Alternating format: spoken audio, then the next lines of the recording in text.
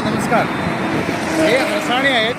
हे हरसाण्याचं पीक खास करून सप्टेंबर पावसाळा संपल्यानंतर ऑक्टोबरमध्ये लावलं जातं. हे आणि ह्या झाडाला, ह्या हरसाण्याच्या झाडाला पाणी लागत नाही. दवावरच ही झाडं वाढतात आणि हे दवावरच पीक येतं. हे एवढे महाग आहेत की 300-400 रुपये किलो याप्रमाणे विकले जातात. प्रत्येक लग्नकार्यात हरसाण्याची भाजी, उसळ ही लागते.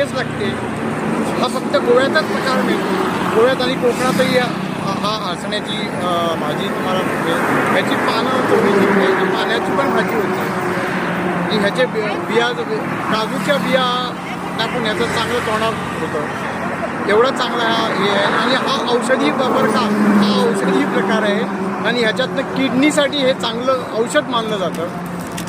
हरसाळ्याने उकळल्यानं त्याचं पाणी एकतर घ्यावं, त्याची भाजी घ्यावी आणि त्याच्यातनं बरीचशी जीवनसत्व असतात, प्रोटीन असतं. जेवढ्या मांस मच्छीत तुम्हाला प्रोटीन मिळणार त्याच्यापेक्षा अधिक प्रमाणात तुम्हाला हरसाण्यात प्रोटीन मिळणार आहे. गोव्यातच हे पीक आहे ना? हो, हे फक्त गोव्याचंच पीक आहे. म्हणजे कोकणातलं पीक आहे. इतर ठिकाणी ते कधीच इथे मिळणार नाही. वेगवेगळ्या प्रकारचे हरसाणे हा आता आपण बघतोय ना, हा मध्यम आकाराचा आहे. यापेक्षाही मोठा आकाराचा आणि गडद रंगाचा हरसाण असतो. हा चवळीसारखा, चवळी छोटी असते पण हा चवळीचीच चव नाही आहे. हरसाण्याची चव वेगळी आणि चवळीची चव वेगळी. तुम्ही मुद्दाम बघू शकता. मी तुम्हाला हरसाणा उचलून दाखवतो.